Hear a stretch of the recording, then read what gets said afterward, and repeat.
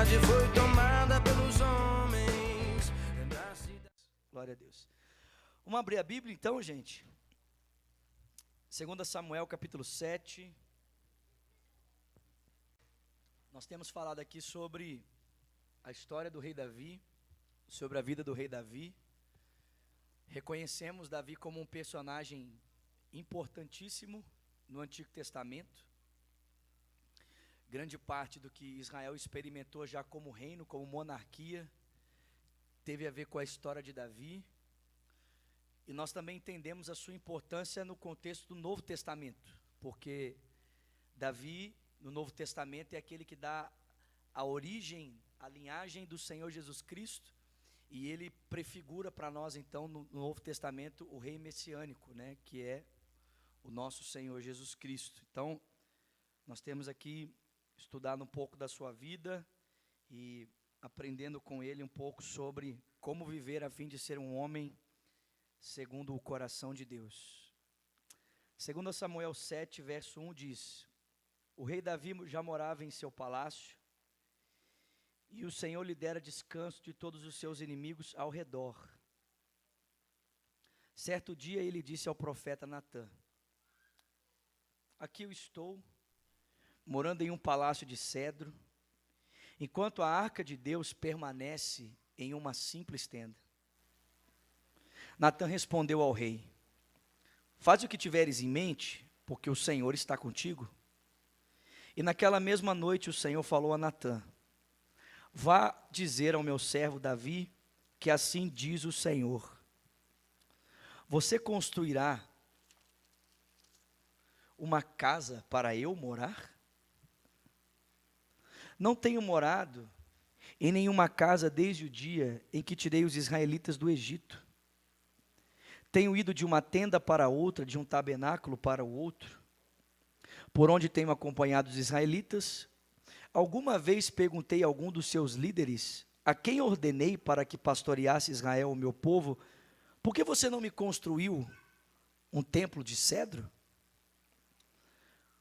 Agora, pois, diga ao meu servo Davi: assim diz o Senhor dos Exércitos: eu o tirei das pastagens, onde você cuidava dos rebanhos, para ser o soberano de Israel, o meu povo. Sempre estive com você por onde você andou, e eliminei todos os seus inimigos.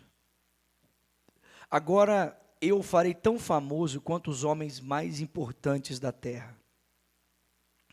E providenciarei um lugar para Israel, o meu povo, e os plantarei lá, para que tenham o seu próprio lar e não mais sejam incomodados. Povos ímpios não mais os oprimirão, como fizeram no início, e têm feito desde a época em que nomeei juízes sobre Israel, o meu povo. Também subjugarei todos os inimigos. Saiba também que eu, o Senhor, lhe estabelecerei uma dinastia. Quando a sua vida chegar ao fim e você descansar com os seus antepassados, escolherei um dos seus filhos para sucedê-lo, um fruto do seu próprio corpo. Eu estabelecerei o reino dele. Será ele quem construirá um templo em honra ao meu nome, e eu firmarei o trono dele para sempre. Eu serei o seu pai, ele será o meu filho. Quando ele cometer algum erro, eu o punirei com o castigo dos homens, com açoites aplicados por homens. Mas nunca retirarei dele o meu amor, como retirei de Saul, a quem tirei do seu caminho. Quanto a você, sua dinastia e o seu reino permanecerão para sempre diante de mim, e o seu trono será estabelecido para sempre. E Natã transmitiu tudo o que o Senhor lhe havia falado e revelado. Então o rei Davi entrou no tabernáculo, assentou-se diante do Senhor e orou: quem sou eu, ó Senhor? E o que é a minha família para que me trouxestes? Aleluia, eis que posso vir. Me trouxestes a esse ponto, e como se isso não bastasse para ti, ó soberano Senhor, também falaste sobre o futuro da minha família, sobre o futuro da família deste teu servo. É assim que tu procede com os homens, ó soberano Senhor. Que mais Davi poderá dizer-te? Tu conheces do teu servo, ó soberano Senhor. Por amor de tua palavra e de acordo com a tua vontade, realizastes estes feitos grandiosos e revelastes ao teu servo. Grande és tu, ó soberano Senhor. Não há ninguém como tu, nem há outro Deus além de ti, conforme tudo o que sabemos.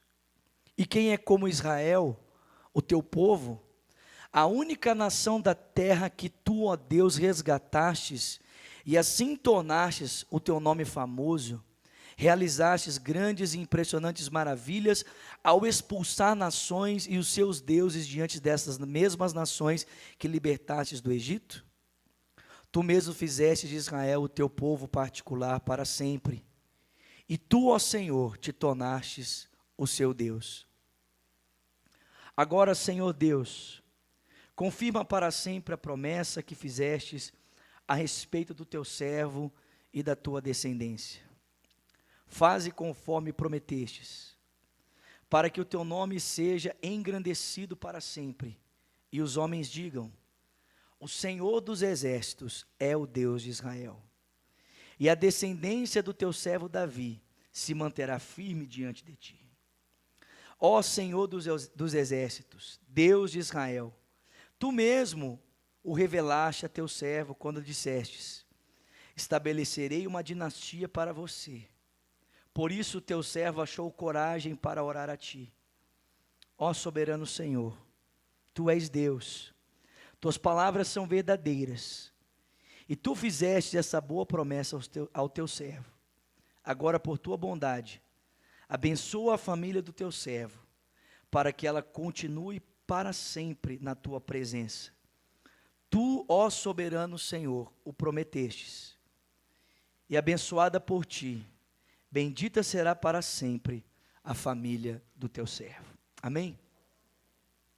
Senhor, essa é a tua palavra.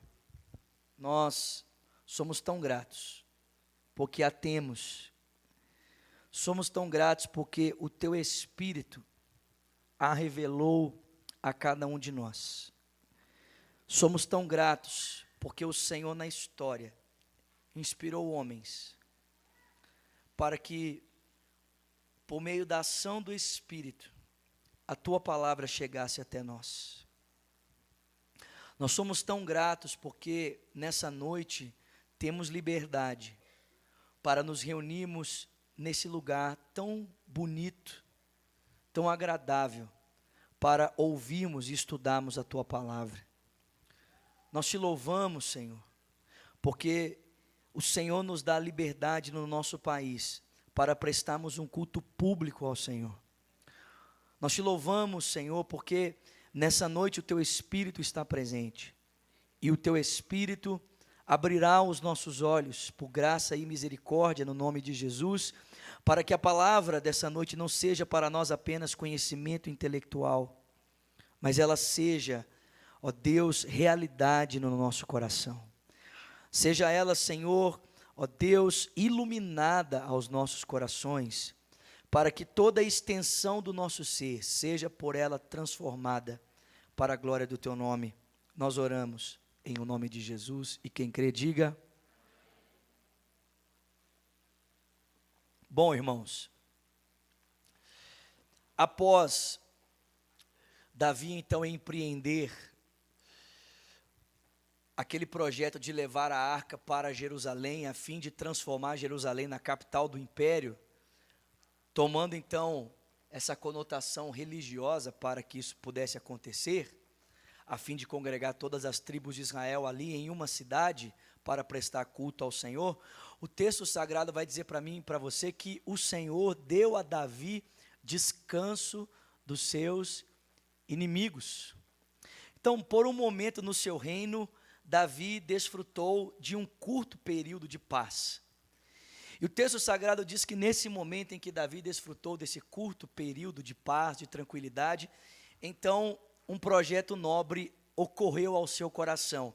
Ele pensou: poxa vida, eu moro num lugar tão bonito, tão confortável, tão agradável,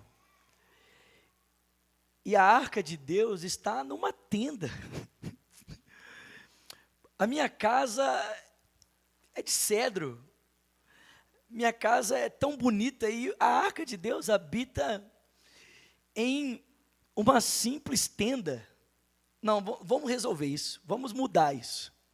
Vou construir um palácio para o Senhor, vou construir um templo para a honra de Deus. E o texto bíblico diz que um dos homens da confiança do rei nessa época era Natã, o profeta do Senhor. E o texto diz que Davi então procurou Natã e disse: olha, eu estou com uma ideia brilhante. E a minha ideia é a seguinte: eu estou decidido em construir um templo em honra ao nome do Senhor. O texto sagrado diz que Natã olhou para Davi e disse: ideia brilhante. Eu acho que você não poderia ter tido uma ideia mais sensacional do que essa, Davi. Uma ideia espetacular.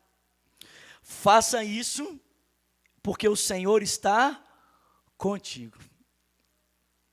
Mas, irmãos, o texto diz que naquela noite, quando Natã voltou para sua casa, e ele se deitou para dormir, o Senhor veio a ele, e o Senhor disse para ele: olha, o que você ouviu, o que você disse a Davi, você disse da sua parte, você não disse da minha parte, porque essa palavra que você pronunciou a ele, não está em conformidade com aquilo que eu tenho no meu coração. Vai lá e diz para Davi algumas coisas. E a primeira realidade que Deus pediu que Natã dissesse a Davi é a seguinte: você quer construir um templo em honra ao meu nome. Você quer construir um templo para me glorificar. Mas Davi, eu não sei se você se lembra, desde o tempo em que eu tirei os israelitas do Egito, eu só tenho habitado em tendas. Eu tenho passado de uma tenda para outra tenda, tenho passado de um tabernáculo para o outro tabernáculo. Irmãos, por qual razão Deus estaria dizendo isso a Davi? Eu não estou muito interessado em um templo feito com uma estrutura rígida, porque tenho habitado em um lugar de estrutura flexível. Muito simples, irmãos. Porque o desejo de Deus não é ficar confinado, enclausurado em um lugar. O desejo de Deus é que o lugar da sua habitação tenha mobilidade.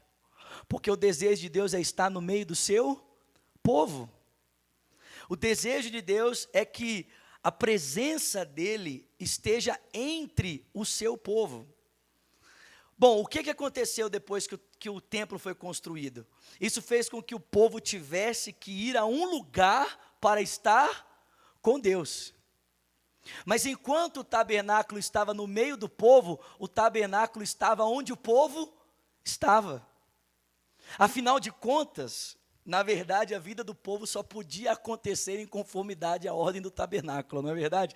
O povo só podia se deslocar caso o tabernáculo se deslocasse. Caso a nuvem se movimentasse, então o povo poderia se movimentar. Irmãos, há uma razão para Deus não estar interessado em estruturas rígidas e estar interessado em estruturas flexíveis. É por quê? Porque Deus é um Deus interessado em estar no meio do seu povo. Presta atenção, não é o povo de Deus que está interessado em estar com o seu Deus, mas é Deus em primeira instância que está interessado em estar no meio do seu povo, para que o seu povo esteja com o seu Deus. É Deus quem vem a nós. É Deus quem quer tabernacular entre nós. Aliás, essa é a palavra usada para descrever a habitação do Filho de Deus no nosso meio.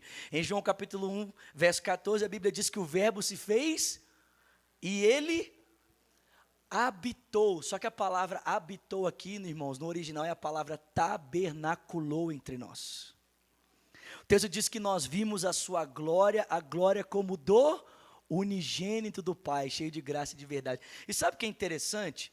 É que quando você olha para o tabernáculo de Moisés e você olha para o templo que Davi pretendia construir, e posteriormente foi construído por Salomão, Existe uma grande diferença entre o material usado pela construção do tabernáculo e o material usado na construção do templo. Porque grande parte do material usado na construção do tabernáculo é de origem orgânica. Vem de animais. Mas o material usado na construção do templo, ele é de realidade concreta, é pedra, é inorgânico, é morto.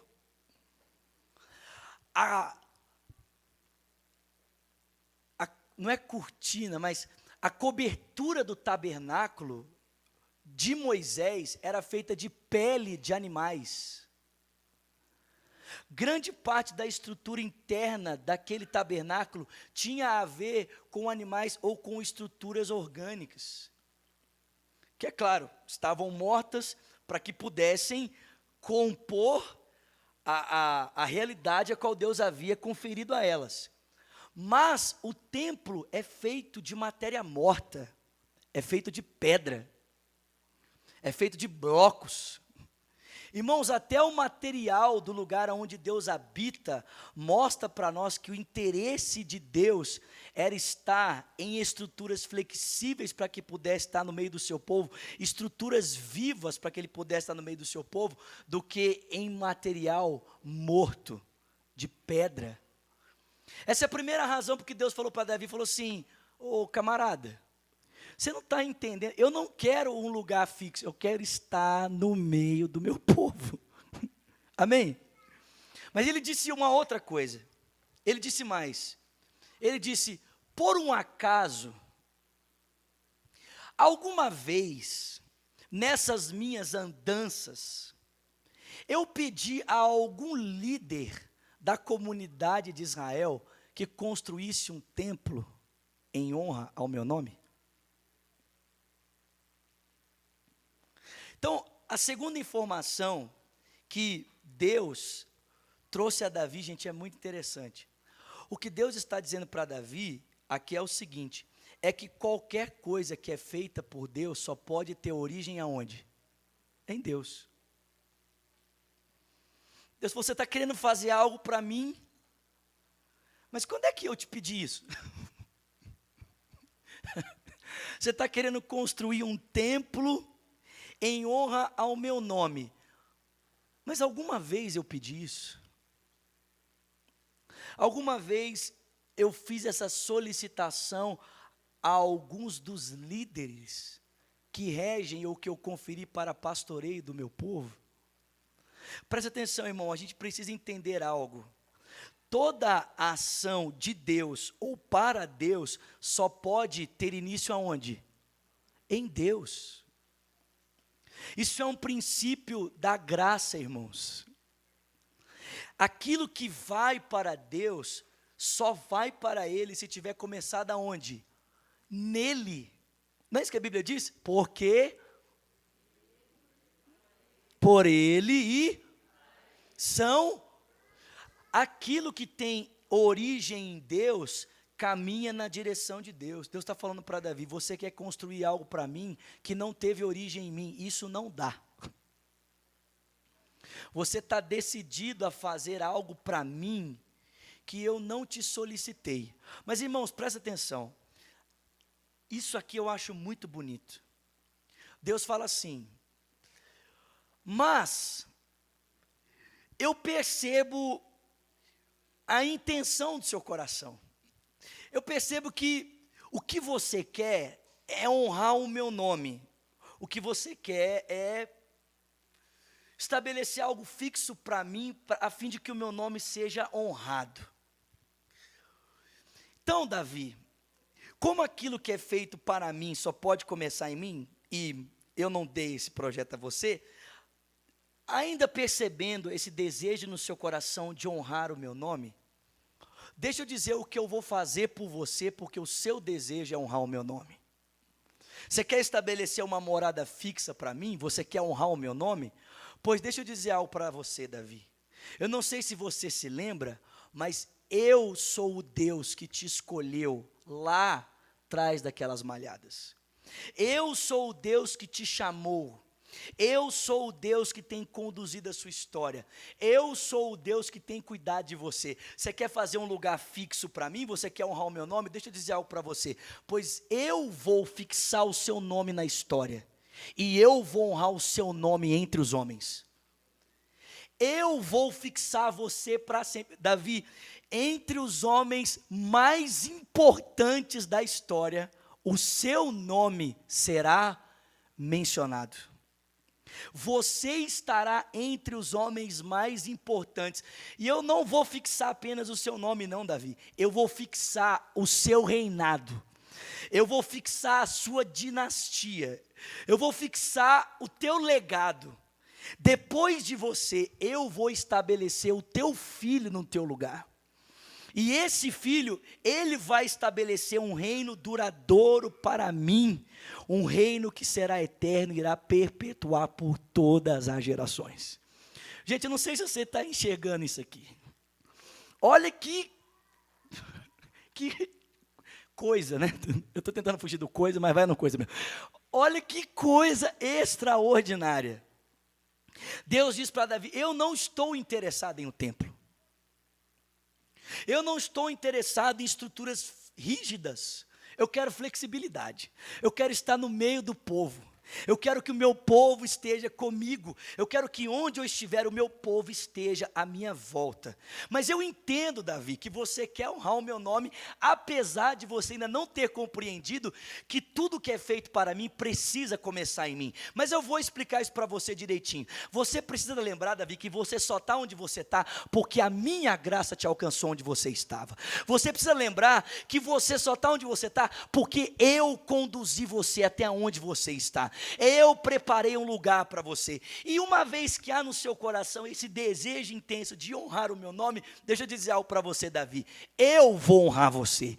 Eu vou fixar o seu nome. Gente, você está entendendo que isso aqui é pura graça de Deus? Deus diz, eu vou honrar você. Você quer me honrar?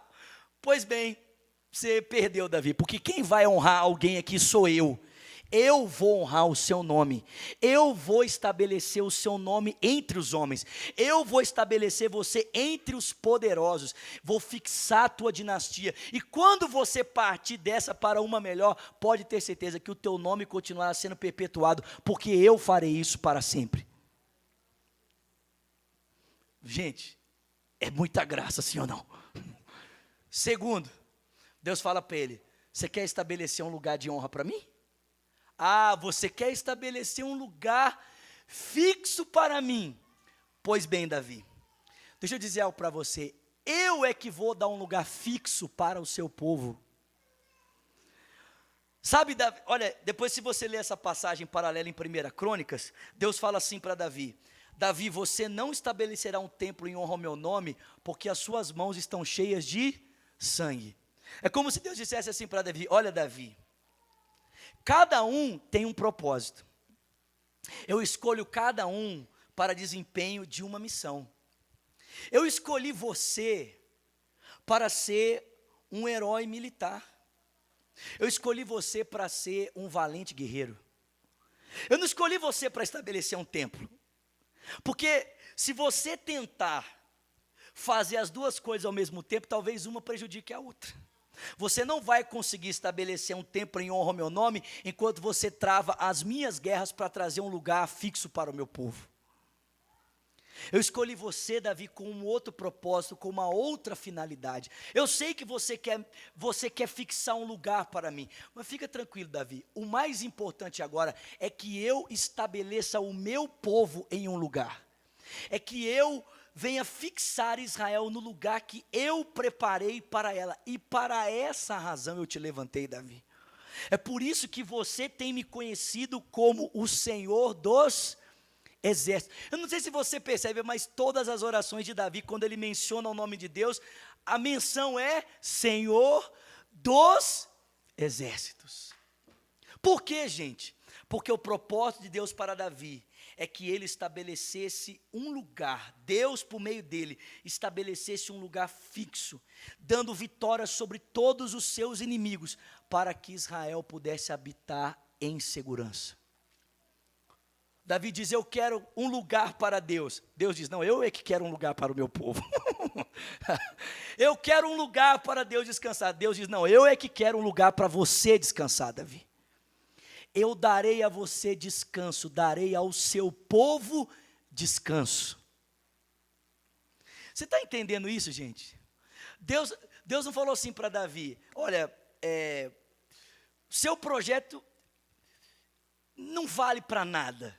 Não, Deus disse: olha, seu projeto é interessante, a forma como ele está sendo elaborado não convém, então nós vamos dar uma modificada. Mas, porque você pensou coisas nobres, apesar de não ter levado em consideração outras coisas, deixa eu dizer o que eu posso fazer por você por meio da minha graça. Deixa eu dizer para você o que eu posso fazer por você na condução da tua vida na história. Eu vou fixar o teu nome, eu vou fixar o meu povo, e eu vou fixar um reino. Eu vou estabelecer um reino. Ele diz: depois que você morrer, eu vou colocar alguém no seu lugar no trono, Davi. Eu serei o seu pai, e ele será o meu filho. Se ele pecar, eu o repreenderei, mas dele não apartarei o meu coração, o meu amor, como eu apartei de Saul, que retirei do seu caminho, para que você fosse próspero sobre a terra. Irmãos, a gente sabe que essa promessa, ela se cumpre de maneira imediata, na pessoa do filho de Davi chamado Salomão. Mas essa promessa, irmãos, ela tem um cumprimento mais amplo. Quer ver? Abra comigo, por favor, a sua Bíblia, no Evangelho de Mateus.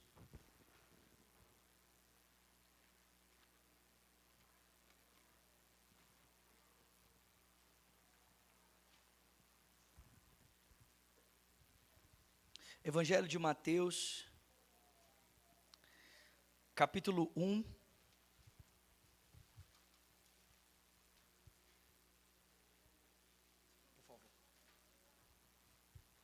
Evangelho de Mateus, capítulo 1, versículo 1.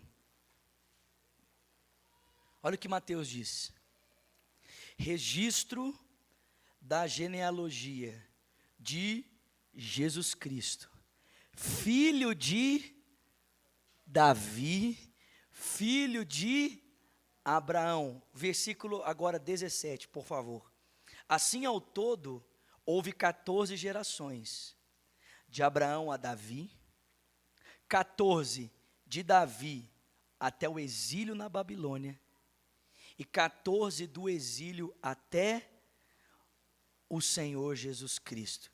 Irmãos, o que Mateus está pretendendo nos dizer aqui com esse texto, com essas palavras, é que aquele descendente prometido, que reinaria sobre a comunidade de Israel e sobre todas as nações, aquele descendente que Deus levantaria da linhagem de Davi, aquela semente, referia-se a uma pessoa. Qual pessoa, irmãos? O Senhor Jesus Cristo. Não sei se você consegue entender isso, mas Davi disse: eu quero honrar o Senhor, eu quero fixar um lugar para o Senhor. E Deus diz: eu vou fixar o seu reino. Aquele que reinará para sempre, o governo dele não terá fim. Vai vir da linhagem dos seus lombos, Davi. Vai vir da tua descendência. E Mateus está dizendo para nós que esse descendente é quem, irmãos? É o Senhor Jesus Cristo. Então, olha que coisa espetacular. Davi quer construir um lugar para Deus, mas ele não entende que o desejo de Deus não é de estar num lugar inflexível, mas é estar numa estrutura flexível para que ele possa estar com o seu povo e o seu povo possa estar com ele. Davi quer construir um lugar em honra ao nome de Deus, mas ele não entende que aquilo que é feito para Deus só pode partir do próprio Deus, só pode vir diretamente do coração de Deus. Mas o texto diz que apesar de Davi não compreender essas coisas, porque o seu desejo é honrar o nome do Senhor, o Senhor olha graciosamente para ele e diz: Davi, a sua história, Davi, é uma história conduzida pela minha graça. Não foi você quem me escolheu, foi eu quem escolhi você. Foi eu quem o tirei de trás das malhadas para estabelecer como soberano sobre o meu povo. Sou eu quem tem conduzido a sua história, sou eu quem tem preparado os seus caminhos. E posso dizer para você algo, Davi: eu vou firmar o seu nome. Quando referir-se sobre os poderosos das nações, as pessoas terão que falar do seu nome. Quando as pessoas falarem sobre um legado real, sobre a família, sobre as tribos de Israel, vão ter que falar o seu nome. Olha só, Davi, quando o povo pensar em um lugar fixo sobre o qual o meu povo irá habitar, o povo terá que se lembrar de você, porque você é o homem que eu levantei para dar esse lugar de descanso. Você quer fixar um lugar para mim? Eu vou fixar vocês na terra que eu tenho preparado para vocês. E mais, o seu reino será um reino eterno, porque aquele que virá de você e perpetuará o reino para sempre, será para mim um filho, o meu próprio filho, que vai descender dos seus lombos. Você consegue entender, meu irmão, a graça de Deus? Você consegue perceber o quanto a graça de Deus, ela é poderosa? O quanto essa graça, ela é maravilhosa para comigo e para com você? Pense em quantas coisas você não quis realizar para Deus, porque você pensava que podia fazer algo para Deus, e Deus simplesmente não deixou que essas coisas acontecessem. Por que não? Muito simples, irmão, porque o evangelho ou a narrativa bíblica não é contada de coisas que os homens estão fazendo para Deus. A narrativa bíblica é contada de coisas que Deus está fazendo através dos homens. É isso que a gente precisa entender. A Bíblia, irmãos, não é um livro de grandes homens, a Bíblia é um livro de um grande Deus, que está fazendo a sua obra na história através dos homens. Amém? Que está fazendo o seu querer através dos homens. Mas sabe o que é interessante? Que ainda que ele não precise de nada disso, e ainda que nada disso faça sentido para ele, ele olha para o meu e para o seu coração desejoso de alguma forma honrá-lo, e ele diz: olha, eu estou vendo esse negócio no seu coração, interessante esse desejo seu de me honrar, mas deixa eu dizer algo para você, não é você que vai me honrar, mas eu vou honrar o meu nome através do que eu vou fazer em você. Eu vou honrar o meu nome quando eu tornar o seu nome famoso entre os homens da terra. Eu vou honrar o meu nome quando eu estabelecer o meu povo em paz na terra que eu tenho preparado para eles. E eu vou honrar o meu nome quando o meu filho descender sobre o seu trono, estabelecendo um reino que não terá fim. Gente, a reação de Davi é uma só. Qual é a reação dele?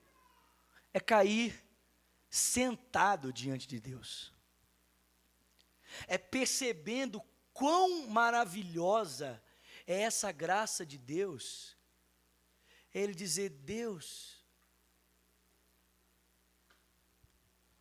quem sou eu? Deus, quem é Davi? Você já teve essa sensação na sua vida? De dizer para Deus: Deus, é tanta bondade que o Senhor tem manifestado para comigo, quem sou eu? Você já teve isso na sua vida? Ou você não tem percebido a bondade de Deus, e você tem estado num diálogo com Deus, como se as mãos dele não estivessem estendidas para abençoar você? Presta atenção, gente. Era tanta bondade de Deus que Davi disse: quem sou eu? Quem é o teu servo? Quem é a família do teu servo? Para que você levasse em consideração quem eu sou e me dissesse, não apenas assuntos que concernem ao presente, mas me dissesse assuntos que concernem ao meu futuro. Quem sou eu? Sabe, algo que precisa acontecer na minha vida e na sua vida, é nós termos os nossos olhos abertos para contemplarmos a graça constante e presente de Deus todos os dias. É a gente perceber que a nossa história está sendo conduzida nos mínimos detalhes pela graça proveniente de Deus. Que mais interessado em cumprir com os propósitos dele na sua vida é ele mesmo.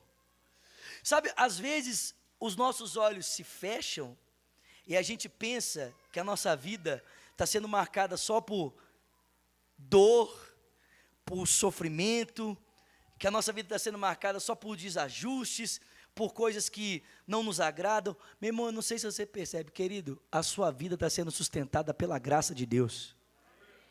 A sua vida está sendo sustentada pela bondade de Deus. É a bondade de Deus quem tem conduzido você. Sabe qual é a consequência imediata daqueles que têm os seus olhos abertos para perceber a graça de Deus? Paulo fala isso em Colossenses. Ele fala assim, ó, assim como recebestes a Cristo, assim também andai nele. Nele erradicados, nele enraizados, crescendo em ações de graça. Olha o que Paulo está dizendo, que aqueles que entendem que a vida deles é marcada pela graça, porque como é que nós recebemos a Cristo? Nós recebemos a Cristo pela graça, mediante a fé, amém? Assim como recebeste a Cristo, pela graça, mediante a fé, assim também andai nele. Como é que o crente anda? O crente anda pela graça, mediante a fé. O texto diz, assim você deve crescer nele, enradicado nele, enraizado nele, com ações de graças. A evidência de que um cristão está progredindo na sua caminhada com Cristo é o tipo de coisa que ele passa a ver e o tipo de palavra que ele passa a dizer. A graça de Deus foi tão estampada para Davi, querido, que ele sentou e falou assim, cara, é muita bondade. É bondade demais. É tanta bondade. Quem sou eu? Deus, é muita bondade. É muita bondade. O Senhor pegou um pastor de ovelhas, escondido atrás de um rebanho, e o Senhor trouxe esse pastor de ovelhas para ser soberano sobre o teu povo. Deus, é muita bondade. É muita bondade o fato de eu estar completamente equivocado e ainda assim o Senhor parar para me dar ouvidos e me fazer perceber qual é o teu propósito para a minha vida. É muita bondade o Senhor ainda assim dizer qual será o futuro da minha descendência, porque o Senhor nem precisava dizer isso. E é tanta bondade, Deus, tanta bondade, que é por causa dessa bondade que eu me atrevi a fazer essa oração para o Senhor. Você está comigo aqui, querido? É tanta bondade, que é só por causa dessa bondade que eu resolvi abrir a minha boca para fazer essa oração. Eu sei que algumas orações podem ser movidas por dor e, né? Mas, irmãos, tem orações que podem ser movidas pela consciência da graça inefável, pela consciência da bondade inefável de Deus. Qual foi a última vez que você teve tanta consciência da bondade de Deus que você explodiu em oração?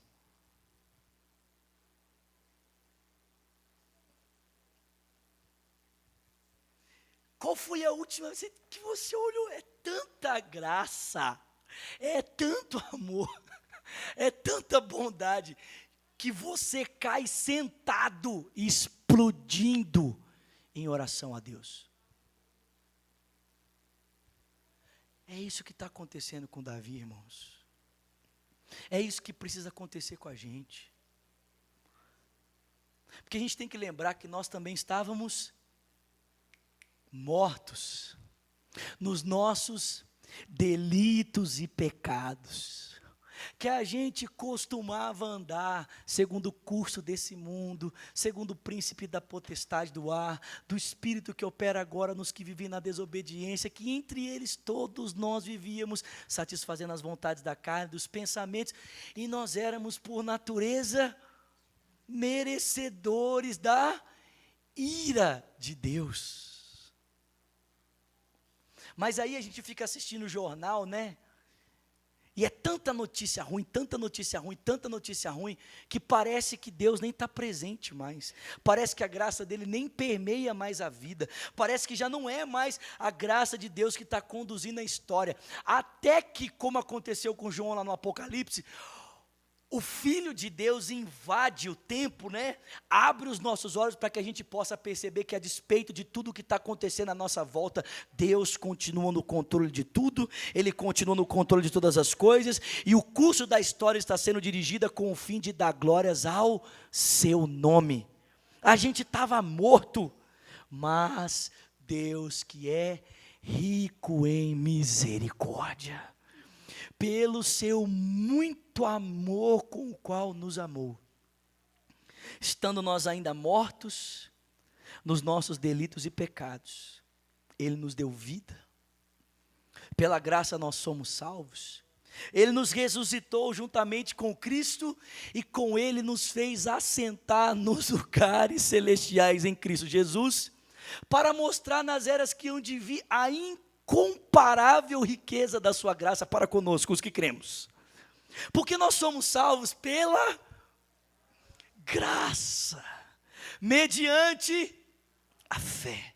E isso não vem de vós. Isso é um dom de Deus.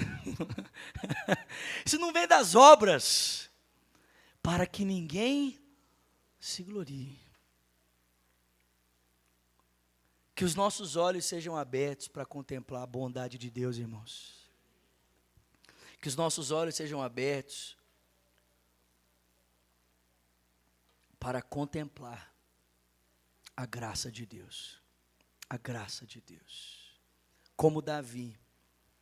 E que a gente possa cair de joelhos, reconhecendo seu favor, sua graça, sua bondade inefável e constante por cada um de nós. Amém? Fica de pé no seu lugar, por favor.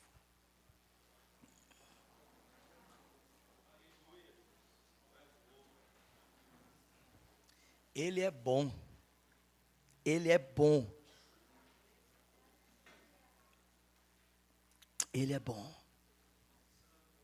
Ele é bom. Seu amor dura para sempre. Ele é bom.